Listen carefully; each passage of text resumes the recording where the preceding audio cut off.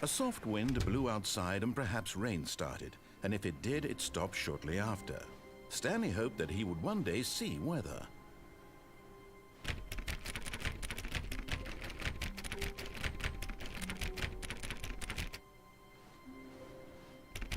Oh, please. Are you really just doing this for the trophy? Click a door 5 times? Is that all you think a trophy is worth? No. I can't just give these merits away for such little effort. A measly 5 clicks? Now, suppose you were to click the door 20 times. I would say that's the kind of effort that warrants recognition.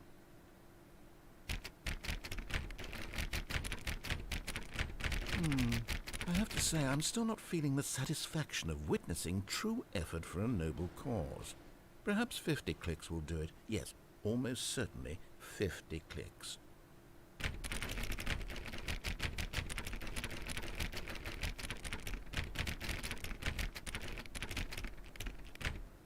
No, I'm still not feeling it. I want this trophy to have meant something. It has to be a true reward for valiant effort. I want to see some hustle, Stanley. I want to see commitment, a willingness to go all the way no matter the cost. Why don't you go put 20 clicks into door number 417?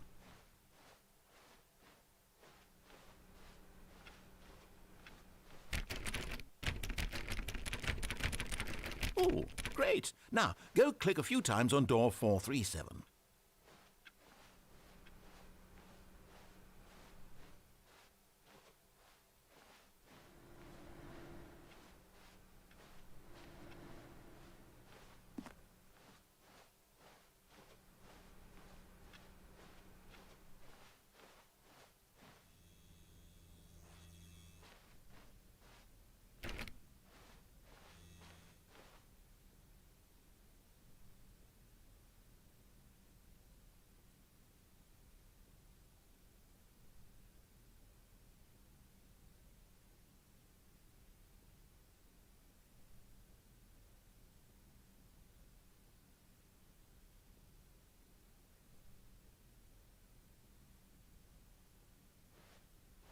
Oh, good. You notice my sign. Yes, I have something very exciting to show you.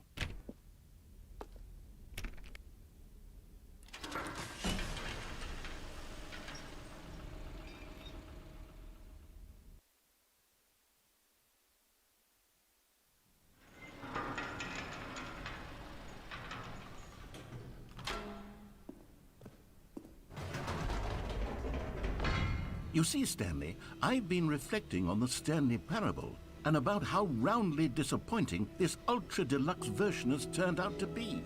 The original Stanley Parable was a landmark, and any new content for it should live up to that legacy. So forget this ultra-deluxe nonsense. I say we take it one step even further. Which is why I'm very proud to announce for the first time ever, the Stanley Parable 2.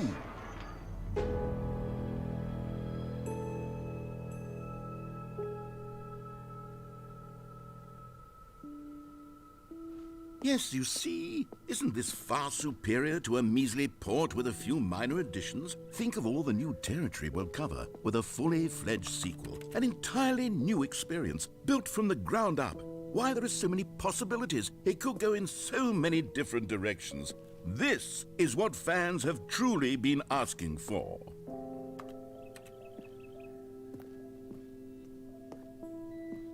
Calling it the Stanley Parable 2 is just so much catchier than Ultra Deluxe, don't you think? Ultra Deluxe? What does it even mean? But the Stanley Parable 2, now that's an artistic statement right there. It's future-oriented. It screams progress and innovation and long-term franchising potential.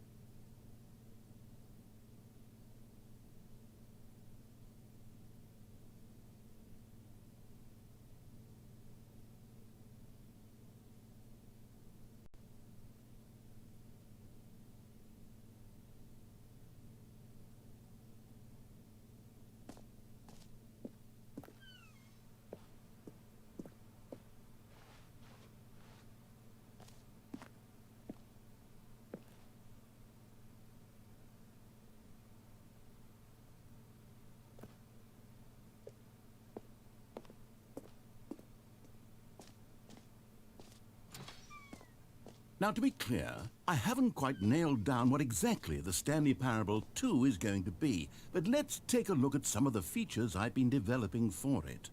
I figure that if I can loosely organize a handful of interesting concepts, that surely the game will sort of naturally spring up around them. It'll all work itself out. Game development is much more of a fuzzy magic than anything scientific or logical, really.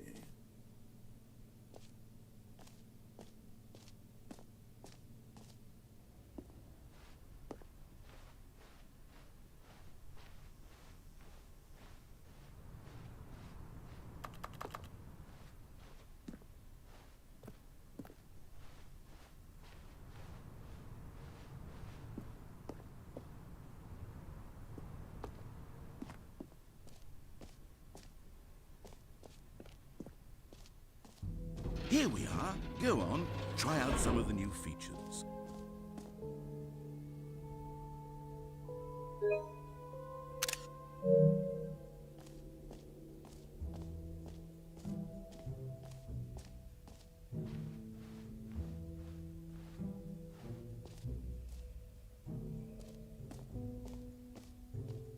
For the Stanley Parable 2, I asked myself, what do players really want? And of course, the first and most obvious answer is that they want to be individually recognized and validated as people. So with that in mind, my first addition to the game is this button which speaks the name of the person playing the game. Isn't that wonderful?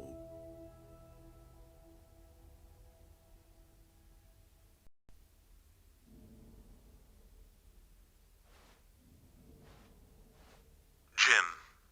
Sorry, I should have clarified. Right now, the button only says the name Jim. But of course, in the final game, this button will say your name, whatever name that is. Here, let's have you role-play as Jim to really simulate the full experience of this feature. Just play along. I promise you'll love it. Okay, here we go. Let's take a deep breath, clear your mind, forget whoever you are, and simply become a person named Jim. I want you to imagine yourself living as Jim, sleeping and waking as Jim, falling in love and being heartbroken as Jim, seizing all of the world's possibilities as Jim, and as Jim watching your dreams crumble into dust. Do you feel it deeply? Are you really, truly Jim right now? If so, then please step forward and press the button. Jim. Yes! You see? What a thrill! What a rush! That was you! The button described you. Do it again. Do it again. Jim. Ooh, it hits even harder the second time. If this were the only new feature in the Stanley Parable 2, it would still be worth the money. Let's take a break from the Jim button. I'm too emotionally drained from all of this personal validation.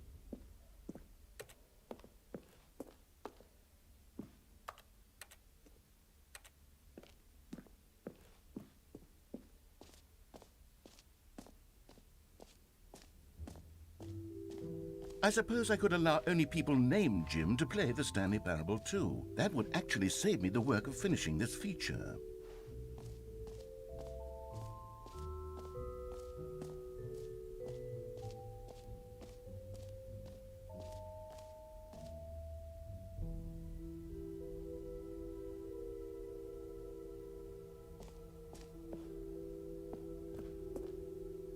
A common complaint of the Stanley Parable was that it was confusing and paradoxical, that it engendered a chaotic sense of reckless despair in those who played it. Well, I'm happy to say that after much consideration, I've engineered a clever solution to this fundamental problem with the game. It's the Stanley Parable Reassurance Bucket. You see, Stanley, anytime you're holding the bucket, a sense of calm and ease will fill your mind and your heart. It's true. As long as you hold on to the bucket, the many disorienting contradictions of the Stanley Parable will feel perfectly normal and perhaps even comforting.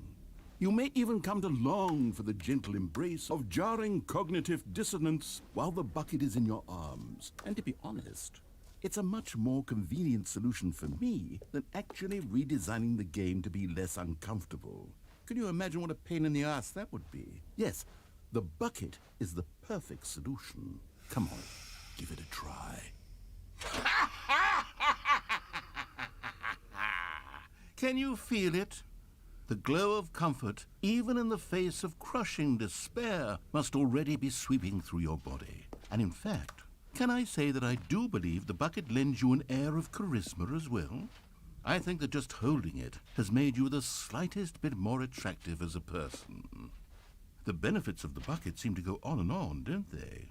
All this and more await you in the Stanley Parable too.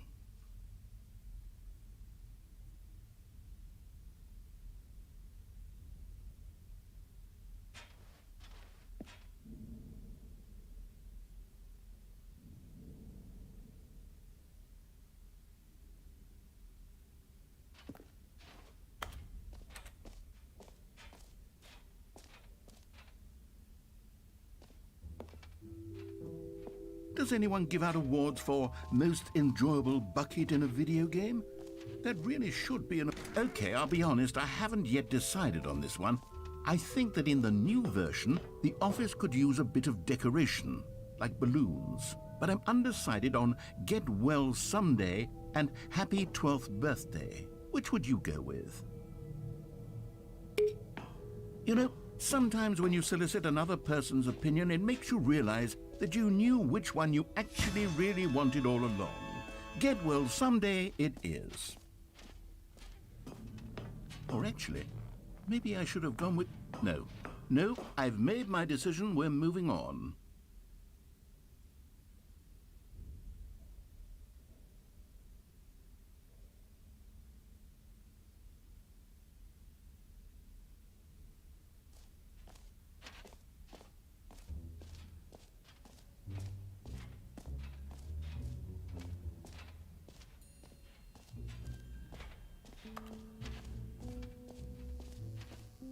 Now, here's something special. You remember that broken test trophy that got left in the game on accident? Well, I'm developing a technology to simply give you the trophy.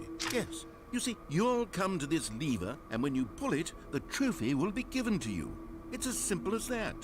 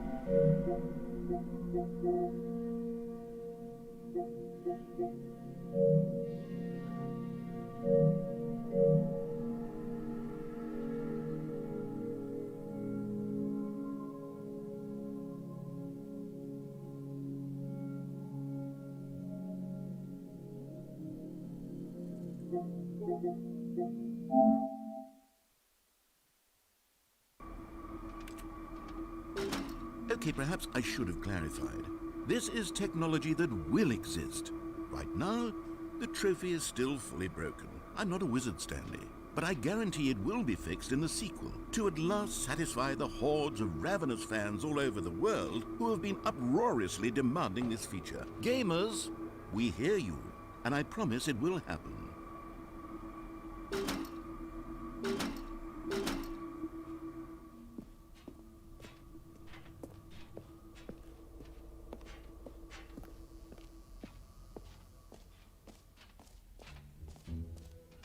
What else? What other exhibits haven't we seen yet?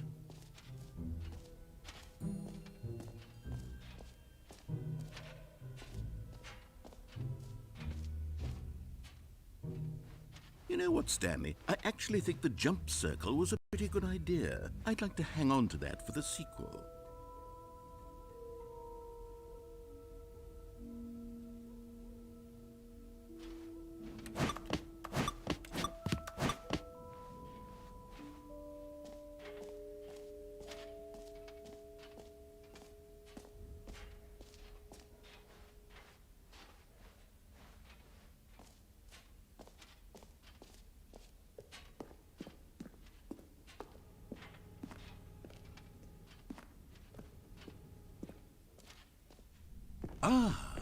collectibles. Now it's a real video game. In the Stanley Parable 2, you'll run around gathering up these miniature Stanley figurines. And what's truly innovative is that there will be no reward for collecting all of them. I don't want to stifle the intrinsic joy of watching a number go up. You simply collect all of them, and then you move the hell on with your unremarkable life.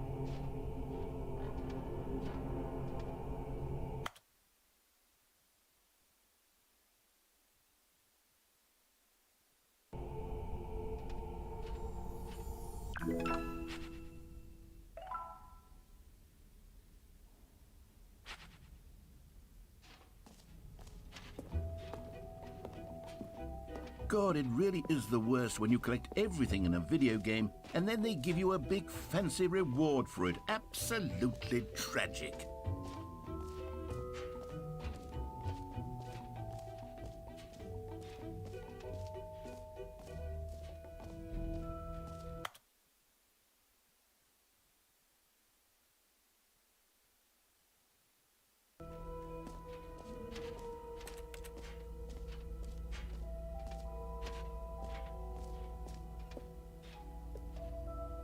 Stanley, here's an idea that I'm truly fond of. It's never been done before in a video game.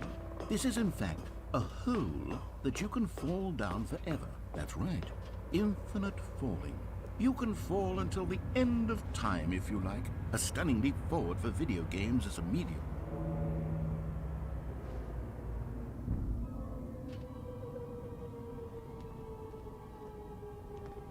You see, isn't it wonderful? One of my more ingenious concoctions, if I do say so. Now then, since you've gotten to see the infinite hole, you can press the teleport button to pop back up to the top, and we can continue onward. Now, I don't mean to be a bummer, but I do recommend you use the teleport button to go back to the top. Maybe do it on the sooner rather than later spectrum of things.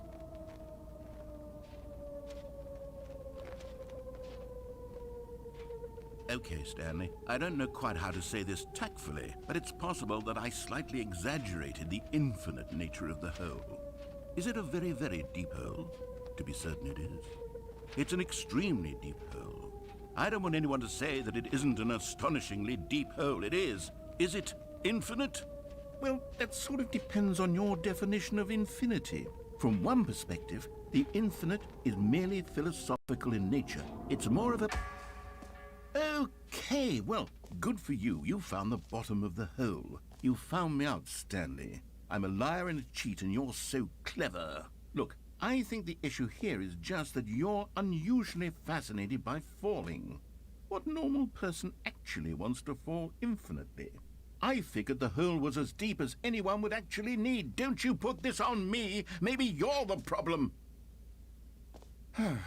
Look, things got a little heated there. I think we both said some things we didn't mean. Why don't we just put all this behind us and agree to just call the hole mostly infinite? If that works for you, then go ahead and press the teleport button to warp up to the top of the hole and we can move on. I'll just be up here when you're ready.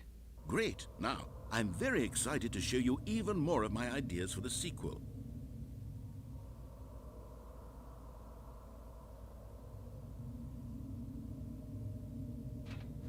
Oh, for heaven... You see, I was right. The problem is you. The problem is that you like holes too much. Not normal. A normal person would have said, yep, that's an infinite hole right there, goes on forever till the end of time. Don't need to see it all, but not you. Oh, no, no, no, no. You have a weird sort of... Oh. Did the hole seem even shorter to you this time? I couldn't help but feel like you spent a little less time in there than you did before. I mean, admittedly, I didn't make an infinite hole, but I didn't think it was that not infinite. Well, I suppose once again there's nothing to do here. If you decide you've had enough of the hole, you can hit the teleport button and come join me up above. Had enough? I'm positively thrilled. Gosh, how could I have guessed? You're back in the hole. If this starts to become a thing where... Wow. Okay. Yes. I'm starting to become extremely certain that the whole is not only not infinite, but that it's growing steadily less and less infinite. I suspect that I'm starting to hit the point where it's no longer feasible to call the whole infinitely deep, even by the lax overall standards for accountability in marketing. What's going on here?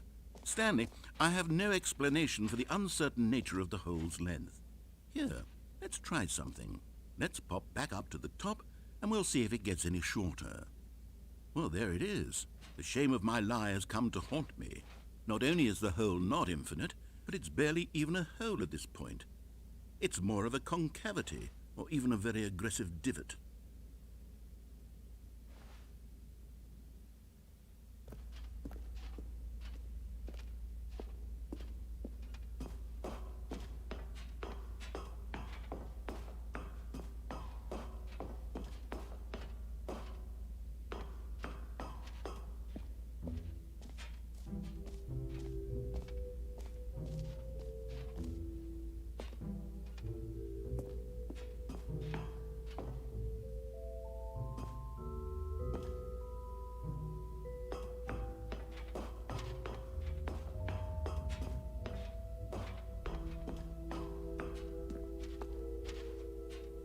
How is this still appealing to you? I know you're obsessed with holes, but at this depth, I just can't see this scratching the itch. Oh, who am I to judge? You just do whatever it is you're here to do and hit the teleport button when you're ready to move on. Is the, teleport button not working? You sure? Well, I mean, I really don't have an explanation. It was working just a... Still nothing? Well, I suppose there is one thing I can do to fix this. I'm out. Goodbye, Stanley. You couldn't bear to be away from the hole, and now you'll get more time with it than you could ever have asked for. It's a win for everyone. You get to be with the hole, I get to do literally anything else. Take care, Stanley. I hope you and the hole have a wonderful rest of eternity.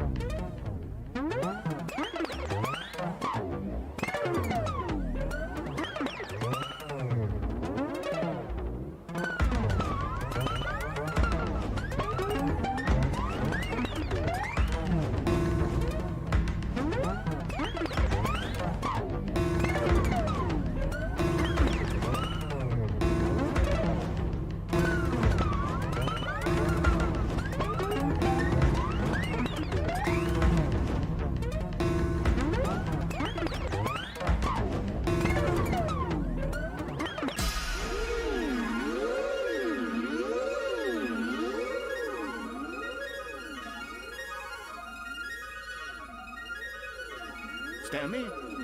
Stanley? Stanley? Oh, good, you're awake. It seems you had sort of dozed off there, drifting away into dreamland. But we can't have that, Stanley, because this hole is just so darn fascinating that I want you to be wide awake for every second of it. You don't want to miss a single moment. So how about if I just pop in from time to time and wake you up to keep you really, truly focused on the hole? From the looks of things, you and I will have many, many years here in this hole, and I'm looking forward to all of them. Stay alert, Stanley. I'll be back. Toodle-pip.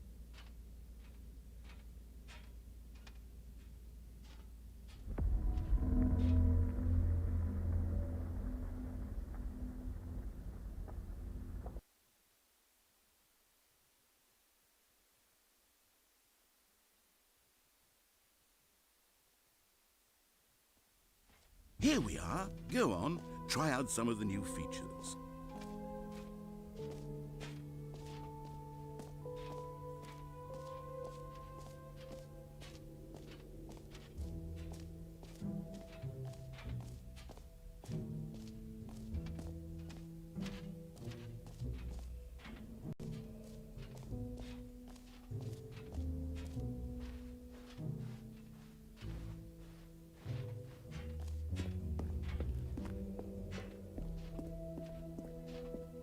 All right, have you seen everything you wanted to? Ready to move on now?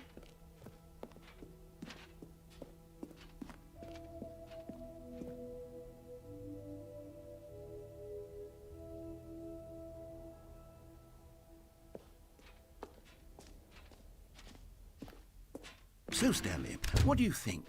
Do you like all of the new features? Yes, I know it's not exactly clear yet how exactly these features will come together as one single coherent video game, but I can feel it in my soul. It's going to work. There's definitely a good game in there somewhere. Say, let's do an experiment. I'll arrange these new features together, and we'll see whether or not it coheres into a meaningful gameplay experience. Okay, are you ready? Here it is. I give you the Stanley Parable 2.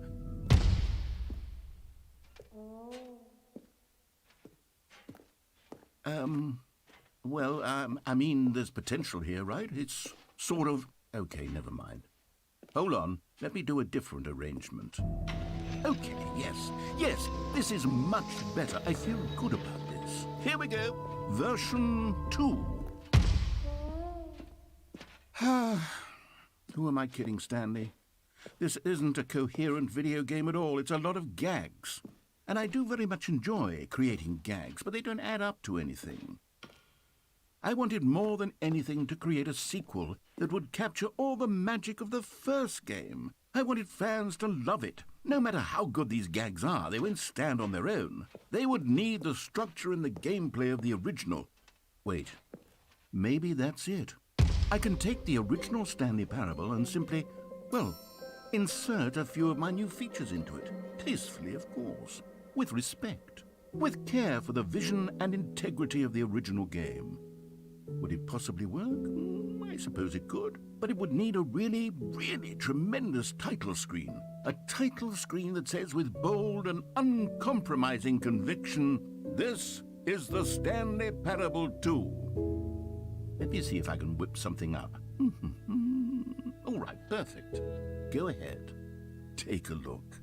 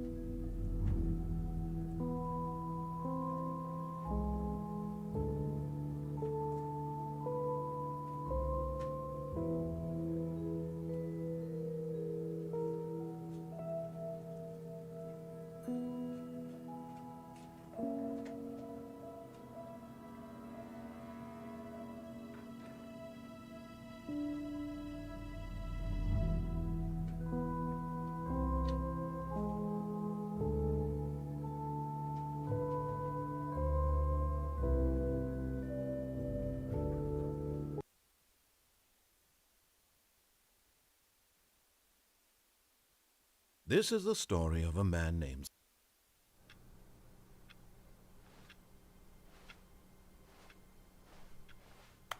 All of his co-workers were gone. What could it mean? Stanley decided to go to the meeting room. Perhaps he had simply missed a memo.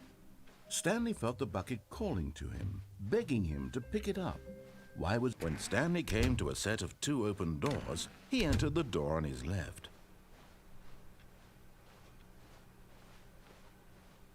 Yet there was not a single person here either. Feeling a wave of disbelief, Stanley decided to go up to his boss's office. Coming to a staircase, Stanley walked upstairs to his boss's office.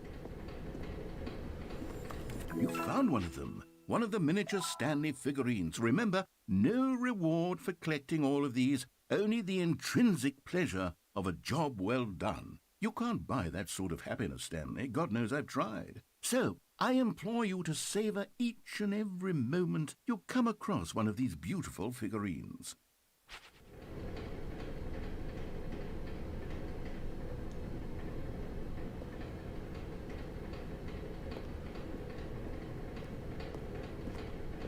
But Stanley just couldn't do it. He considered the possibility of facing his boss. Admitting he had left his post during work hours, he might be fired for that. And in such a competitive economy, why had he taken that risk?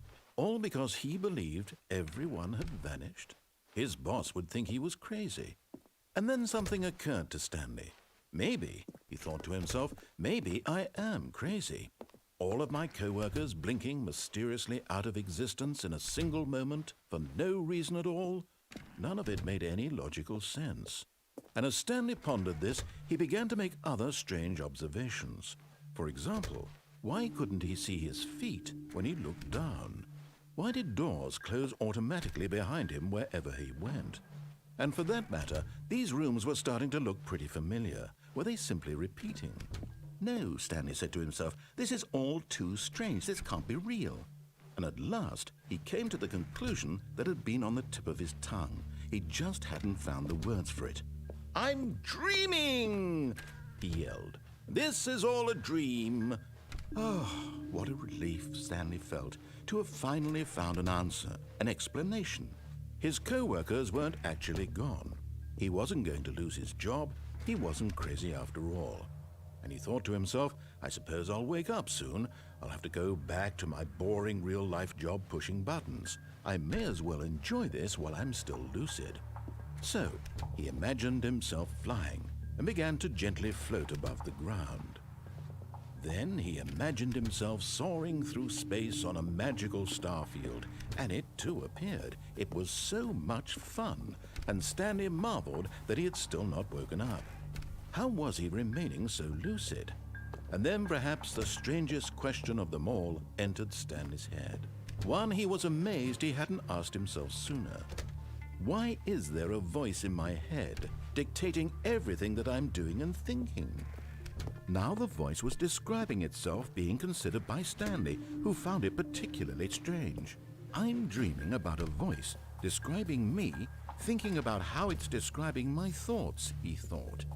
And while he thought it all very odd and wondered if this voice spoke to all people in their dreams, the truth was that, of course, this was not a dream.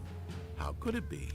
Was Stanley simply deceiving himself, believing that if he's asleep, he doesn't have to take responsibility for himself? Stanley is as awake right now as he's ever been in his life. Now, hearing the voice speak these words was quite a shock to Stanley. After all, he knew for certain, beyond a doubt, that this was in fact a dream. Did the voice not see him float and make the magical stars just a moment ago? How else would the voice explain all that? This voice was a part of himself too. Surely, if he could just... He would prove it. He would prove that he was in control, that this was a dream. So he closed his eyes gently, and he invited himself to wake up. He felt the cool weight of the blanket on his skin, the press of the mattress on his back. the fresh air of a world outside this one. Let me wake up, he thought to himself. I'm through with this dream. I wish it to be over. Let me go back to my job. Let me continue pushing the buttons. Please, it's all I want. I want my apartment, and my wife, and my job. All I want is my life exactly the way it's always been. My life is normal. I am normal. Everything will be fine. I am okay.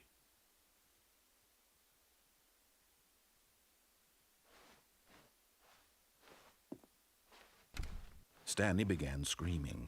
Please, someone, wake me up. My name is Stanley.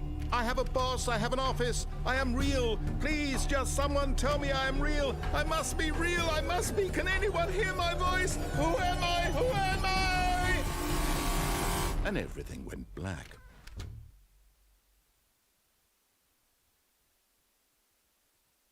This is the story of a woman named Mariella.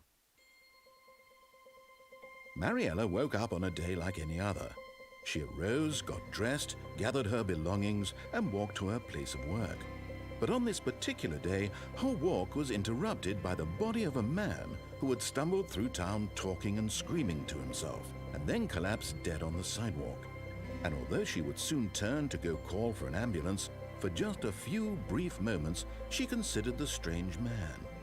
He was obviously crazy, this much she knew. Everyone knows what crazy people look like. And in that moment, she thought to herself how lucky she was to be normal. I am sane. I am in control of my mind. I know what is real and what isn't. It was comforting to think this, and in a certain way, seeing this man made her feel better.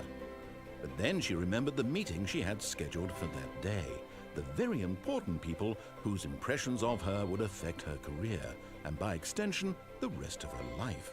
She had no time for this, so it was only a moment that she stood there, staring down at the body. And then she turned and ran.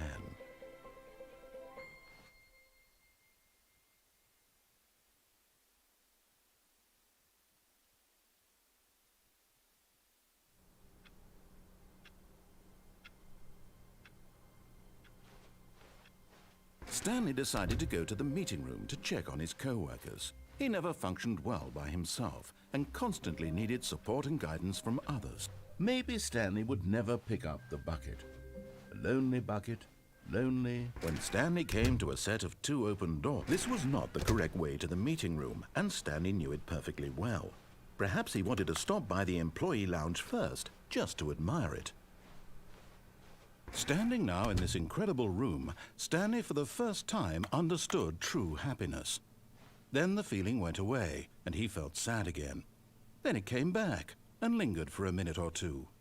Now it's only half there, just a kind of, tingle. But eager to get back to business, Stanley took the first open door on his left. And so he detoured through the maintenance section, walked straight ahead to the opposite door, and got back on track.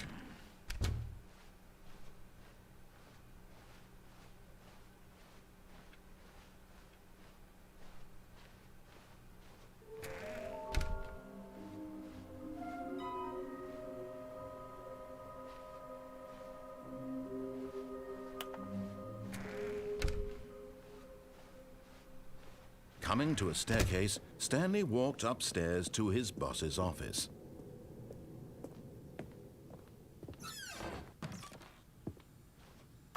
Another miniature Stanley figurine. This, there really must be a snappier name for these things. What about mini-stands? Stanley figs? What about Stanlerines? Yes, I think I like that. Another Stanlerine under your belt.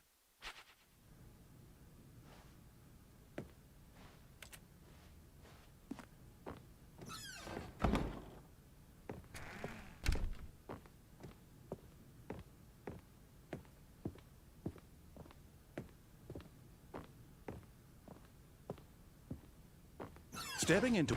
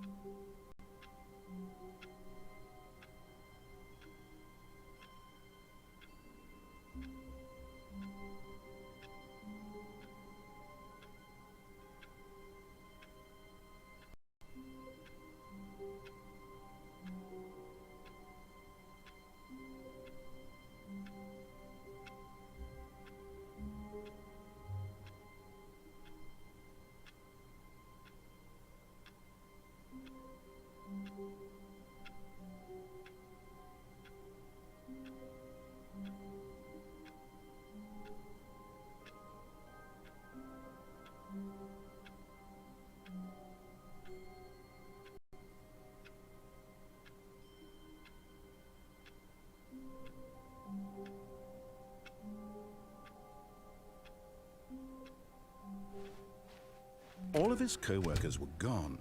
What could it mean? Stanley decided to go to the meeting room. Perhaps he had simply missed a memo.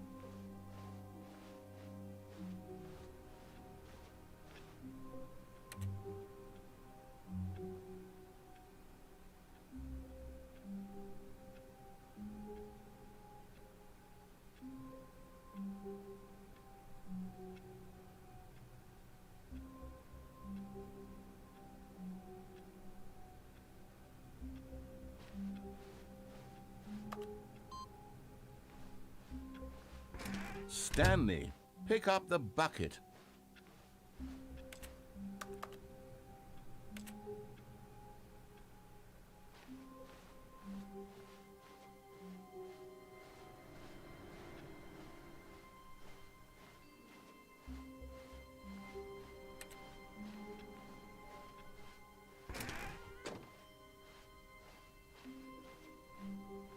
When Stanley came to a set of 2 open doors, this was not the correct way to the meeting room, and Stanley knew it perfectly well. Perhaps he wanted to stop by the employee lounge first, just to admire it.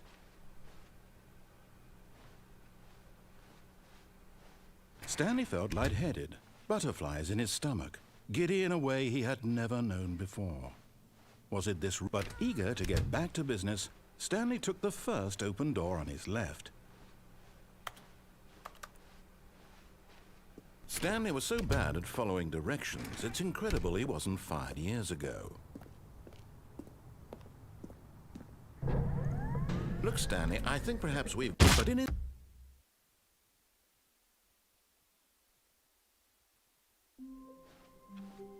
All of his co-workers were gone. What could it mean? Stanley decided to go to the meeting room. Perhaps he had simply missed a memo. And try not to lose this one too, you dolt. Stanley clutched the bucket tightly to his chest. This was not the correct way to the meeting room, but Stanley had felt the bucket calling to him, telling him that the employee lounge was simply the place to be. And here it was. Had the bucket turned out to be correct? No, never mind. The bucket was wrong. Stanley took the door on his left to go back to the meeting room. No, Said the bucket. don't go to the meeting room. Go somewhere else. The cargo lift, yeah, good. Said the bucket. Now ride the lift all the way to the top. There's something up there I need you to do. Stanley did not question why or how this bucket was speaking to him. It should have alarmed him, of course, because buckets can't talk. But Stanley chose not to think about this obvious fact. He was firmly convinced that the bucket had spoken to him, and he unthinkingly did whatever... No, stop. Look there on the wall. You see, there's a sign right there. It says, "No buckets past this point." Stanley, how could you think it was okay to bring the bucket here? Unless... What if the problem is that you actually don't know what is a bucket and what isn't a bucket? I suppose that would explain a lot about your behavior up to this point. Which, if that's true, well, my goodness, I think we have to do something about it.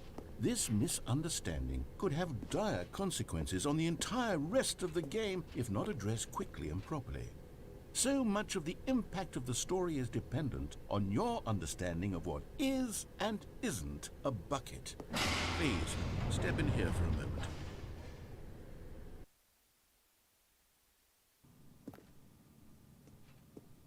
Now then, I'm going to run you through some test scenarios, and you'll tell me whether or not the thing I'm showing you is a bucket. Simple enough, right? This should tell us everything we'll ever need to know about what is or is not a bucket. Okay, let's begin. Item 1. Is this a bucket? Incorrect. It is a hologram of a bucket, not an actual bucket.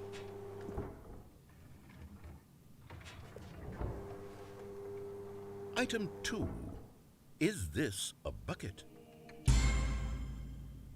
Correct. It is a 3D printed recreation of a bucket, not an actual bucket.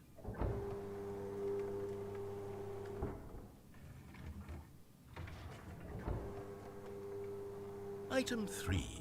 Is this a bucket? Incorrect. This is a bucket.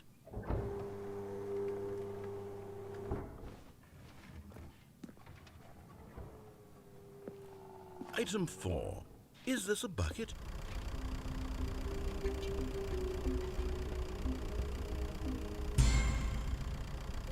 What? Are you hallucinating? This is a tractor. It's an enormous machine that tills the earth. I thought this was a gimmick. How on earth did you manage to screw it up? Absolutely incredible. Let's just move on to the next one.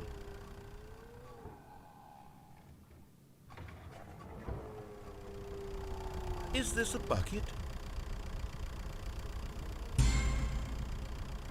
Correct. This is a bucket.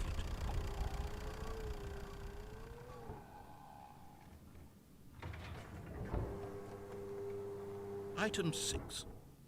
Is this a bucket? Trick question. Both. Gotcha.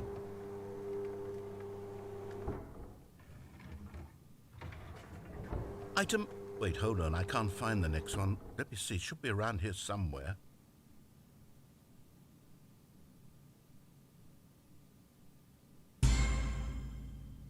Okay, you and I both know there isn't anything here. And I don't appreciate the implication that nothing is a bucket when we both clearly know that a bucket is something, and therefore nothing could possibly be something. Unless, in your twisted mind, have you somehow convinced yourself that a bucket is nothing? Answer me straight, Stanley. Do you believe that nothing is a bucket?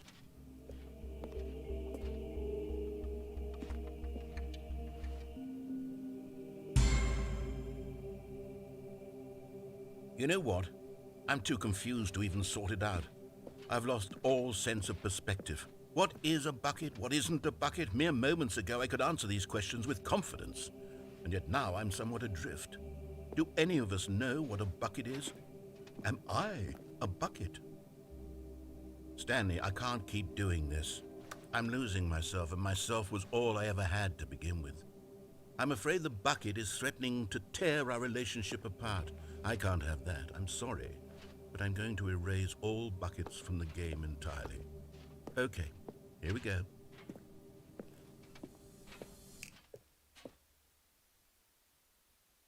What happened?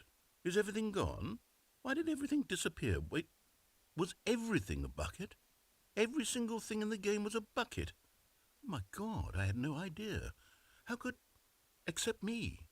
I'm not a bucket after all. And you, Stanley, you're still here. You're not a bucket either. Oh, this is wonderful news. We're not buckets. Yes, I actually feel much more at ease right now. It's delightful to get some clarity on that issue, but it doesn't change the fact that we haven't got a game. So, tell you what, I'll reset everything and we'll put back all of the buckets, okay? And we'll know that it's all a bucket. But if you run into anyone else, maybe don't mention that. Who knows what that information might do to a person? All right, here we go.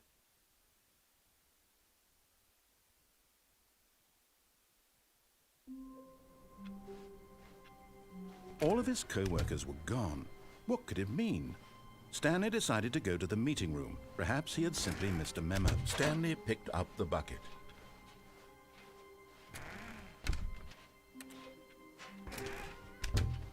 Stanley took the bucket with him into this little hallway and closed the doors. This was their hideout. No one would ever find them here. Of course, no one would ever find them anyway because everyone was missing. But Stanley chose to ignore this fact and instead focus on how cool the hideout was. Just him and the bucket, two renegade heroes against the world, inside their secret, undetectable hideout, here, next to room 417. What a treat.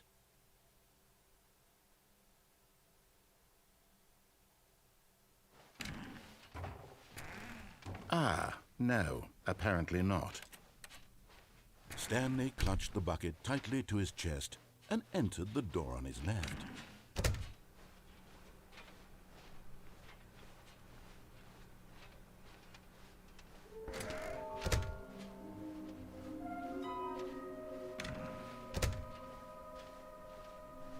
Coming to a staircase, Stanley and the bucket walked upstairs to the boss's office.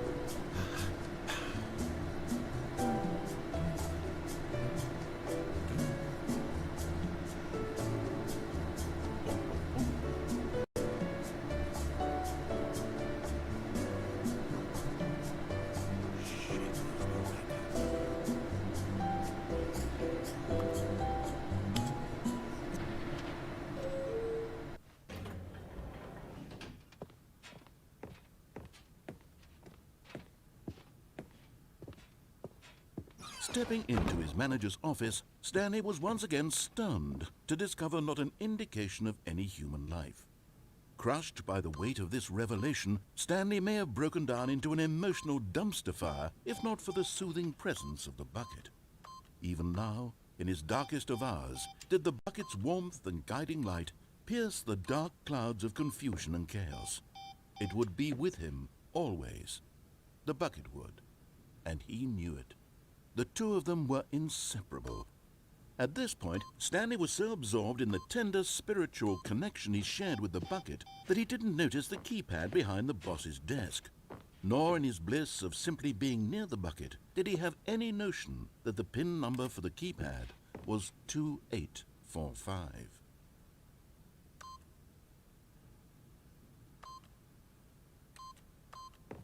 But Stanley guessed the correct code by sheer luck. Was it that the bucket knew all along? Was the bucket guiding him? Yes, this is certainly the most logical explanation.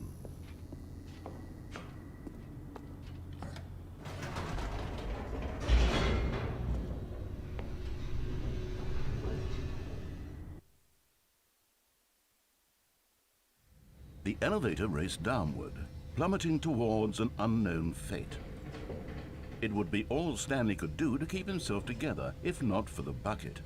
Soothing him, comforting him, reassuring that in this darkest moment of uncertainty, he would be all right.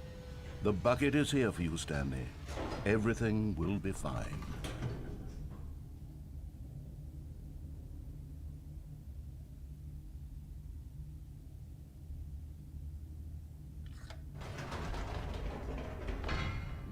Wait, Stanley said to the bucket. Can we go back up? When I was pressing those keypad buttons, there was something very intriguing about the number 3. I want to go back so I can try pressing the number 3 again. The bucket said nothing.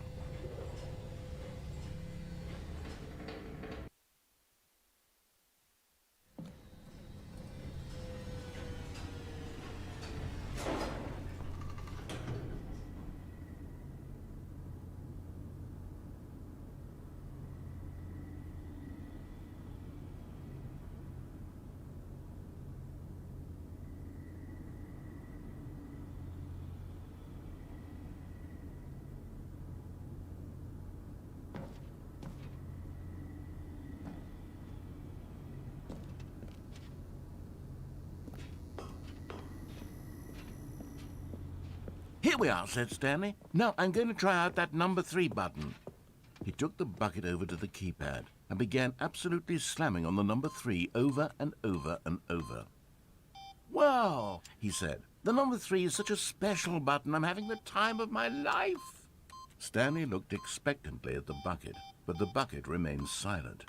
This was a shock to Stanley, who had always felt such a connection with the bucket. How was this not as exciting to the bucket as it was to him? Once Stanley had had enough of the number 3, he got back in the elevator.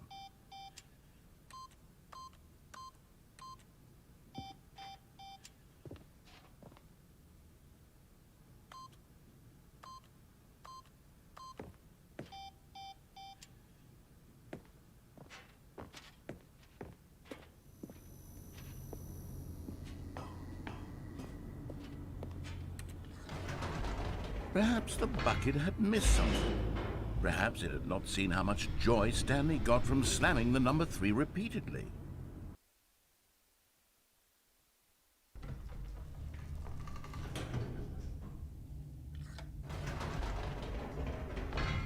No, said Stanley to the bucket. You can't go on yet. Not till you understand how much the number 3 means to me. You and I have been through so much together, and I just want you to see what I see. Feel the happiness I feel. He smiled at the bucket, and the bucket said nothing.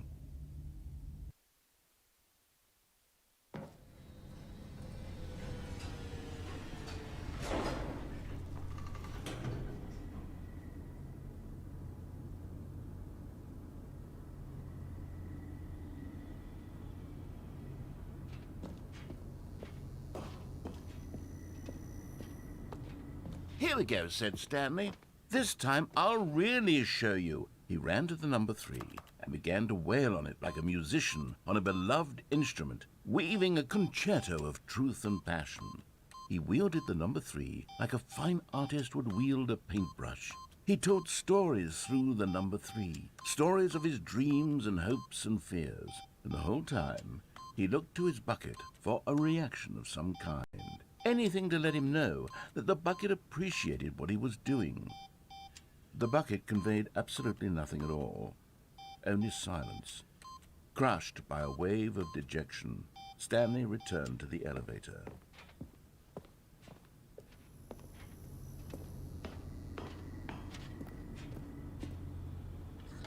Stanley and the bucket were so close. They'd always been there for one another. Why suddenly could the bucket not connect with this passion of Stanley's?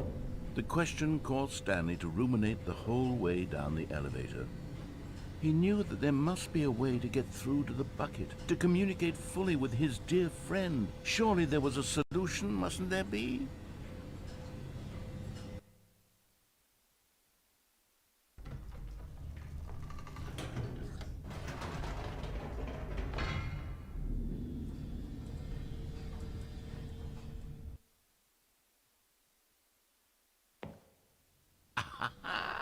Said Stanley. I know what to do. I know how to fully express this feeling in my heart. He decided right then and there that he would hold a press conference where he would speak to the public on all matters relating to pressing the number 3 over and over. He would elaborate fully on what the number 3 meant to him and why he felt so alive when pressing it. Then the bucket would be able to see his joy through the eyes of others. It would get to see the world react to this discovery of Stanley's. And it would be through the public eye that the bucket would finally understand Stanley's work. For months he advertised and marketed his press conference, building excitement around it, developing and rehearsing it, until it couldn't be refined a single measure further. When the big day arrived, Stanley was as prepared as he'd ever been for anything in his life. This was it. One last chance to win the bucket over. One opportunity to share a true connection with a loved one.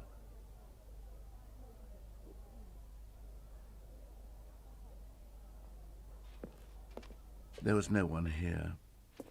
Nobody had come to the press conference to hear Stanley speak, to listen to him talk about what it really means to press the number 3 on a keypad over and over. He was unloved, uninteresting, he was a failure, and in that moment Stanley knew that the bucket would never again take him seriously. There would be no connection, no deeper understanding. The bucket merely sat there in his arms, indifferent. And so it began that slowly, over many years, the two of them grew more and more distant. They spoke less and less, neither wishing to state the obvious, that any sense of real respect between them had eroded since that day at the press conference. There would be no more games, no more long conversations about passion and pursuit, only a silence that consumed the space between friends. And Stanley, having for once in his life discovered the warmth and comfort of true companionship, was cast back into the unremarkable normalcy of loneliness.